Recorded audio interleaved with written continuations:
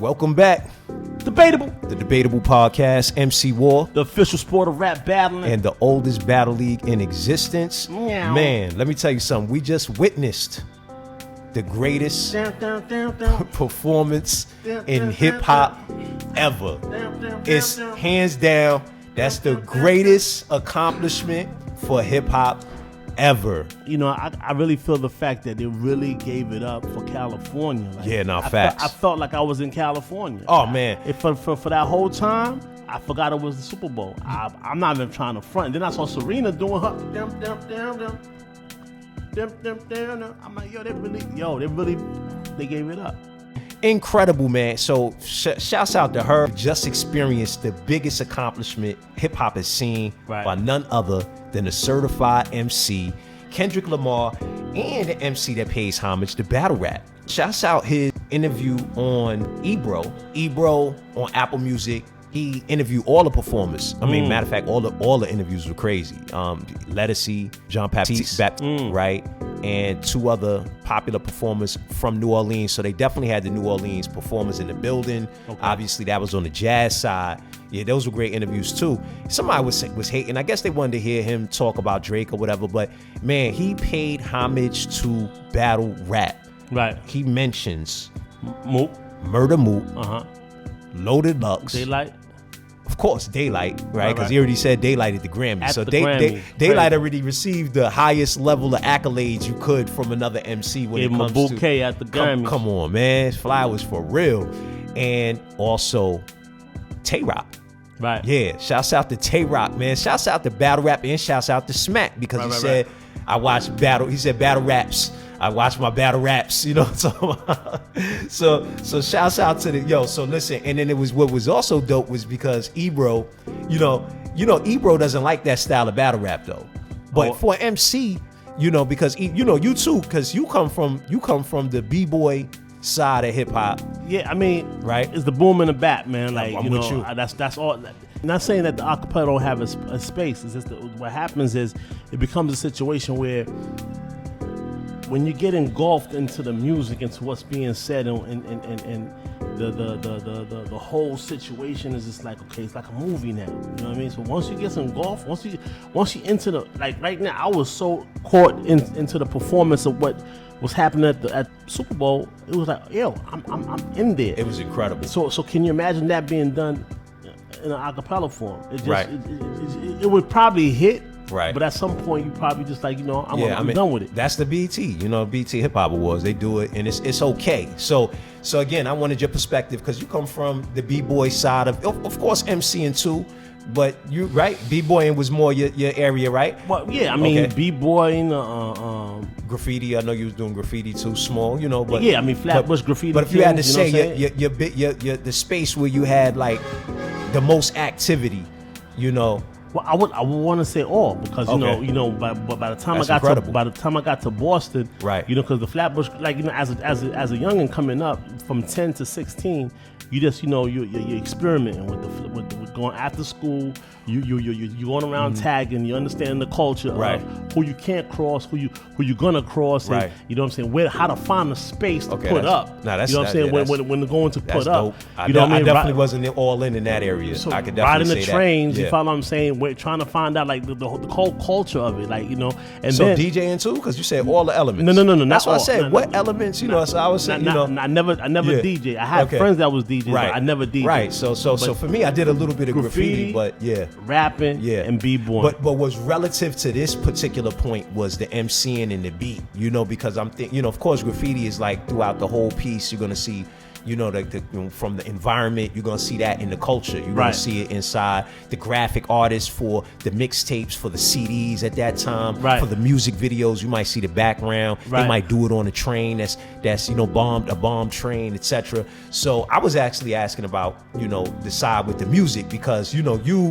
you basically like, I don't like listening. You don't like listening to the acapella as much as you like listening to music, hip hop on beat. That's fact. I brought that up because Ebro has that same mindset. Right. So Ebro, I just wanted to see his face when he shouted out Smack, because he had kind of, for them, they felt like he was hating. He wasn't hating. He just likes the music side of hip hop. Right. He liked to hear the beat. And so my point is, I come from being a DJ. Like I was active the way you saying you was active in graffiti and you knew who knew the crowd. I didn't really know that. Later on, I learned a little bit about it, but I was active in actually DJing.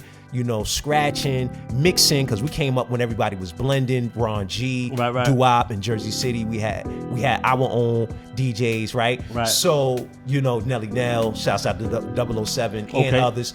But my point is, you know, coming from that perspective, I understand why now as an MC though, I do watch battle rap because I do also want to really see how these guys are putting the words together, you know, because at the end of the day, because I would say that's where I put my most time into.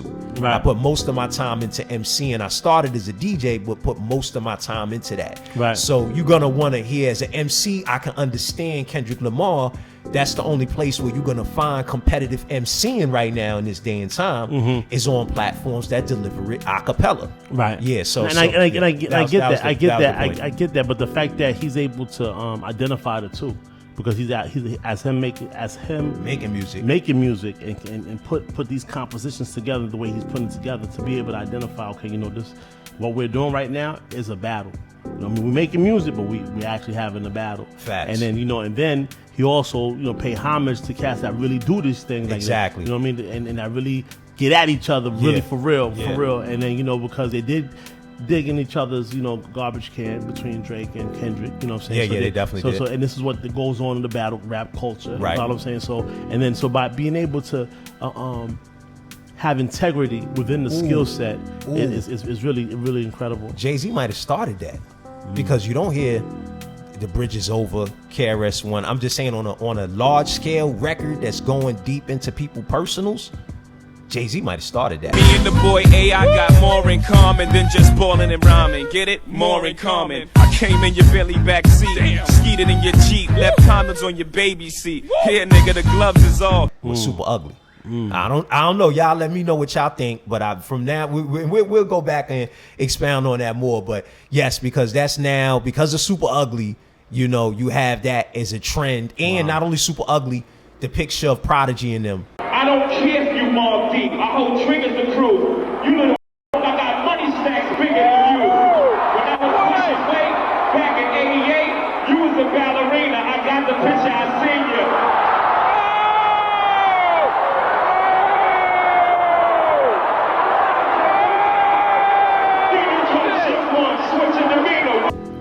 So Jay-Z is definitely the personal king right now. He's the person. Remember, he put so. But this Trump, I did what? This Trump, but remember, at that time, Hot 97 Summer Jam was the Super Bowl for hip hop. Right. You know, and no disrespect to LA, to the South, but there was a time Hot 97 Summer Jam was the Super Bowl of hip hop, was it not? That's a fact. It was like, Summer Jam was crazy. Come on, man. Like, you know, to the point that now, of course, Summer Jam, one, they copied Summer Jams all over.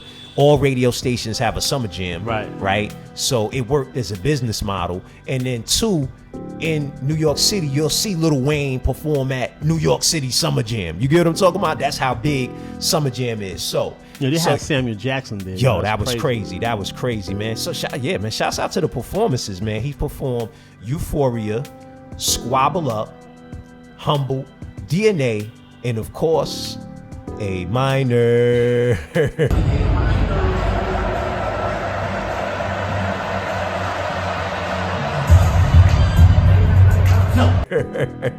He said they like to sue. They like to sue. He got Am that I gonna off. do it? I mean, no, he got that off. Man. Yeah, he definitely did. He created a flag with the dances, like, you know what I'm saying, like the United States flag with the dance. That was really genius. He did? Because I saw the red, white, and blue, but I didn't. Really That's what I'm talking about. He treated the creation and the curation of that production like he does his MCing, man. You know what I'm saying? That was genius. Respect that. And the fact that he used the Chevy from his first album, you know what I'm saying? Like, from the current GNX album. Yeah, it's on the cover of the GNX album. Yeah, exactly. What vehicle was in the first album? I'm not sure. I think it was a Chevy. Possibly. I'm not mistaken. But either which way, it's genius. Yeah. It's genius, man. It's genius. Nah, it definitely was. It definitely was. And definitely stick fork in Drake, right? Or what? Huh? I mean, he got a chance to come back. You know what I'm saying? He's coming back. I mean, yeah, he does, because that's just like Prodigy. Now People forgot the whole situation with Prodigy. Your man talking crazy right now. Who? You know what I'm saying? Lil Wayne, right? Yeah. Lil Wayne is So what you get from it? What you get from what he's saying? I feel like it's a lot about to happen now. A second, you know what I'm saying? Like, Right. You know what I mean? A lot about to happen. I think They got to. A lot about to happen now. A second, you know what I'm saying? Yeah. I think that really got to be able to better do something. You know what I'm saying? Like, a lot about to happen. So I feel like, gotta do something. He's in the kitchen, he's cooking. Right. You know what I'm saying? There's a lot of Lil Wayne's is moving, a lot of Lil Wayne past, even present. Fans? Yeah, of course. So he gotta go cook crazy and don't come. He better not come. He can't half step, because if he come and he come back and get another one, don't let this guy get another one. That's because right now the whole season they wanted to see a three-peat, right? With the three-peat with the Chiefs, the Kansas City Chiefs. This could have been a three-peat for them, right? But Philadelphia stopped it. Shouts out to the Philadelphia Eagles, right? So don't let Kendrick Lamar get a two-peat, man. Don't let him go get it. This is what these guys do. It seems like, these guys. Who was saying it? Ray Vaughn was like, "Yo, this is what we do. We crash out." So it's like, in MCing, right? So it's like, exactly. if it's about continuing the situation, let's continue. You know what I'm saying? So I just hope that Lil Wayne is up for it, you know what I mean? So because there is no taking breaks, because there's a level of creativity that your man got, like the both of them got. It's like Loaded Lux and Daylyt. Okay. Like Lux has a level of creativity with his words and as a wordsmith. You follow what I'm saying? Daylyt is on. And then TDE actually. You follow what I'm saying? So and then you have the same thing with Daylyt. You know what I'm saying? As a wordsmith. So if you look at Kendrick Lamar, how he put his craftsmanship together, and then you look at how Lil Wayne put his craftsmanship together. You know what I'm saying? Some things are is a stretch, but some things hit like a G in lasagna. You follow what I'm saying? So it's like it could make it'll be incredible for the culture if that was to happen. It'll be incredible for the culture. You know what I'm saying? But I do know. Lil Wayne, you really gotta stay on top of this guy right here, because he got guys like Daylyt around him. He got guys around him, you know what I'm saying, to really make sure that his I's is dotted and his T's are crossed. Better do something, because right now it's not looking good. It's definitely looking like the fork is stuck in him for real. I think he got a chance to come back. I mean, I'm joking. It's just like like any competition. Like I said, Prodigy, shouts out, Prodigy, that's one of my favorite rappers. You get what I'm talking about? I'm gonna be honest. I like Prodigy more than I like Mobb Deep. I like listening to Mobb Deep more than I like listening to Jay-Z. That's me personally. Can I say that Prodigy is a specifically better MC than Jay-Z? Not necessarily, right? Of course I can't do that. But I would prefer to hear that Shook Ones. What was the Shook Ones album? The that album right there, right.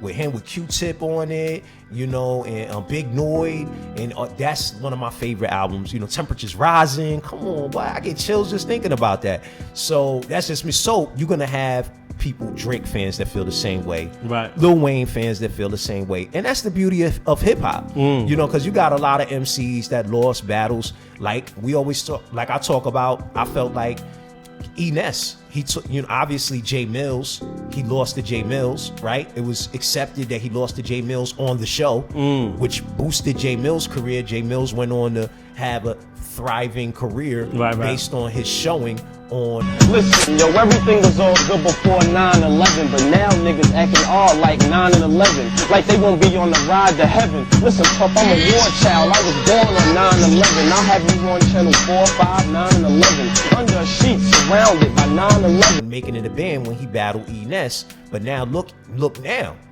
E-Ness right now is that guy. I mean, honestly, I want to hear E-Ness. No disrespect to Jay Mills, but when I see an E-Ness freestyle, I know what I'm going to get. I'm going to get bars.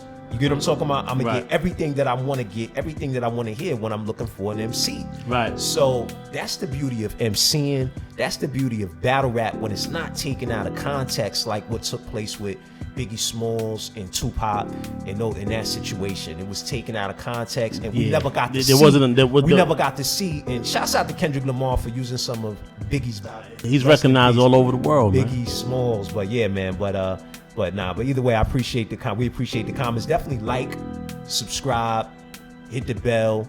We're gonna keep dropping content for y'all. Tell a friend, tell a friend, tell a friend. And we got a new series coming for y'all. So definitely don't forget, we got a new battle rap series coming. So stay tapped in. We got more content unreleased from the Vado Saigon battle.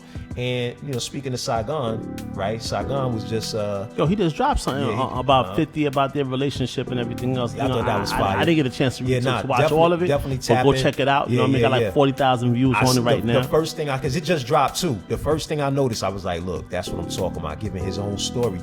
Just like I like the fact that King Tut did the same thing. He gave his own story in account of the whole shooting and him not shooting Tupac. Right. He gave it on his own channel. Right. And there's nothing wrong with that. That's right. that's the environment we're in order for people to really take advantage of these new media platforms. But hip hop my way. Check it out. Definitely. Subscribe. Saigon TV. You know what I'm saying? He putting it up. You know what I'm saying? He got a lot. We got a lot to do with him in the future. We're still gonna drop the Saigon versus Vado. Facts. You know what I'm saying? You know what I mean? It's just like like we said, hip hop, battle rap, age like fine wine. That's For a us, fact. we're not just vaulting stuff. We're just putting stuff in the vault and that's it. Now there's a method to what we're doing, bro. Because it's very expensive to put on these. Put on these 100%. things. You know what I'm saying? So we want to be able to make sure that as we put it out to you guys, it makes sense for the amount of dollars that we put out to make these productions take place. Exactly. And so speaking of so he was talking about Saigon was talking about his interaction with 50 Cent. Right. I don't know. But I'm definitely gonna tap in and watch the story.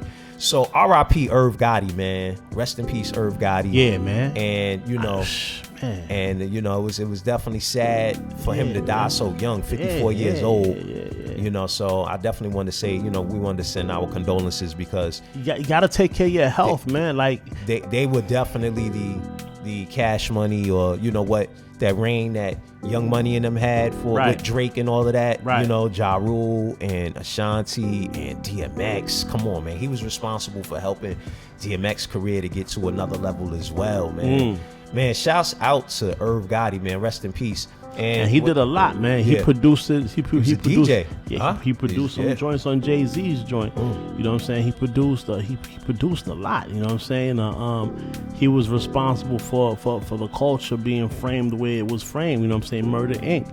Like Ashanti, Ja Rule. You know what I'm saying? Like that whole sound. Facts. You know what I'm saying? Like really, as a young entrepreneur coming from nothing. You know what I'm saying? He really did his thing. Facts. On his way out. He left with $300 million. Yeah, he did his thing. So it's like he did his thing, you know what I'm saying? And it's like, it's health. It was health related. Beat the federal case, and I know that wanted to give him 25 years. 50 Cent was saying, well, they didn't really want him. They just wanted to drop his money. But shoot, man, it's good, man, that he beat that still. You know what I'm talking about? Wanted to give him 25 years. Yeah, and I was a little disappointed. I mean, I guess 50 Cent is the type that just doesn't never let it go, man. Like for the fact that he posted the R.I.P. Did you see the post that he did? No. Yeah, he posted. He had a tombstone in his right hand. Oh, wow. And then he said, smoking on the Gotti pack. And then he was like, nah, just kidding. Rest in peace or something like that. But the fact that people don't even, the other part of your sentence, they don't even capture it. They just run with the first part. Right. I mean, it is what it is. I guess they had beef and this the mindset that he's got. I just, wish he would have just did a regular rest in peace. That would have just been just another level, Right. It'd have just been like, wow, that'd have been the side that we don't know of 50 Cent. Right. Which I don't think would have been a bad. It wouldn't have showed no weakness. It would have just showed a different side. So, I wish we could have seen it, but it is what it is. And yo, man, Ye going crazy. Ye versus everybody right now, right? Yo. Ye versus everybody. Yo. Yeah. I like the fact that he's standing up for Diddy. Word. Yeah. Like he's standing up for Puff. Like we try to make it forensic and try to talk to you guys about how, like for me at least, I say, yo, if y'all ain't get Hugh Hefner, how y'all getting at this guy? Like, you know what I'm saying? He ain't do nothing different than what Hugh Hefner did. Right. You know what I'm saying? So like, that's our piece of trying to bring some type of logic to this thing. But when it comes to when it comes to like, you know, if Hugh Hefner, if y'all ain't get Hugh Hefner, so how y'all gonna get this guy? Exactly. And that's the really main thing, you know what I'm saying? If y'all didn't get Hugh Hefner, how y'all gonna look at this guy? So like, you know, so for him to be talking and on behalf of Diddy, talking to his son, you know, promoting merch, talking about the money going to his son, that's crazy, you know what I'm saying? And then everything he said is right and exact. Like, how nobody stepping up? You know what I mean? Shouts out to my man Big Chuck. Big Chuck was like, yo, where everybody at? Y'all go to the parties, but nobody talking. So that was the first person I saw talk about Diddy, you know what I'm saying? That's known throughout the industry. I mean, he's more one of them quiet guys, you know what I'm saying? But a lot of people know Big Chuck, you know what I'm saying? Saying he was like, yo, what's up? Y'all go to the parties, but y'all ain't saying nothing to help him. You know what I mean? So it's like, you know, shouts out to Chuck for that. But then, you know, the way, you know, Ye's coming, because he has a whole nother level. His index is on a whole nother level when it comes to influencer. It sure is. Influencership. So it's like, yo, saying you guys are us. Yeah. For not stepping up. Right. Says a lot. It does. Because there's a lot of people that have political connects, judicial connects. Right. You know what I'm saying? Just connects out the wazoo. Why not help this guy? You know what I'm saying? It's a racketeering case, but he's the only one. Right. Like, where's the other people that's implicated to the situation? So this is interesting. Yeah, so I agree with everything on the Free Puff. He also tagged Donald Trump, said Free Puff. You get what I'm talking about? Right. Free my friend Puff, he said, right? And, you know, he was just speaking his mind, and it was definitely crazy. Yet I do respect the fact that, you know, of course I don't agree with everything he was saying, right? You know, like he said he was a NAZI, right? You know, he said he was a few things, right? That he loved the guy that created NAZI, the NAZI, or made them popular, right? So all I'm saying is that, you know, for one, that's not my culture. I don't know what was going on. I never did no in-depth studies on what took place at that time in history. I'm more concerned with African and African American history, and there's nothing wrong with that, because I could definitely talk to a Jew that don't know nothing about Patrice Lumumba. He don't know nothing about James Shabazz, you know, imam or minister for the Nation of Islam that got killed in Newark, New Jersey, right after Malcolm X. Right. They don't know about them guys. You get what I'm talking about? But they're relevant to my mental freedom and why I respect Kanye, or Ye, why I respect Ye, and what he did was he was just saying what he want to say, and like, you know, and some of the things he said, without me being specific, is things that we say in barbershops, we say sitting down talking to each other, but we scared to say on public platforms, right? For either being ridiculed or being blackballed, or what we call whiteball, or being shut down by the system. So shouts out to Ye for letting his words, and then he said later, you know, so this was a social experiment, right? You know I'm talking about. Oh, he did? Yeah, he definitely said that, and then said a lot more other crazy things, you know, talking about that would be considered crazy, and then shut his Twitter down. You get what I'm talking about? Wow. Yes, that guy. It's just crazy, because even for him to talk to Trump, it's like, yo, that's utilizing your connections on a whole nother level. Right. Because there is a connection there. Because Trump utilized you for whatever he wanted to gain. Most definitely. So like, you know what? I'm going to utilize you to try to help my man. And whether it's on the public, I think it's going on quiet. I think that really did something. You know what I'm saying? Because he knows people. He knows billionaires. You know what I'm saying? So it's like, as a billionaire, he knows other billionaires, and I just think that was so dope for our culture as a people. You know what I'm saying? Word. It was, man. And with that, we'll be back. Tomorrow, we'll talk about some of the new releases on versetracker.com, like Ill Will vs. Sharon. Okay. And more. Debatable.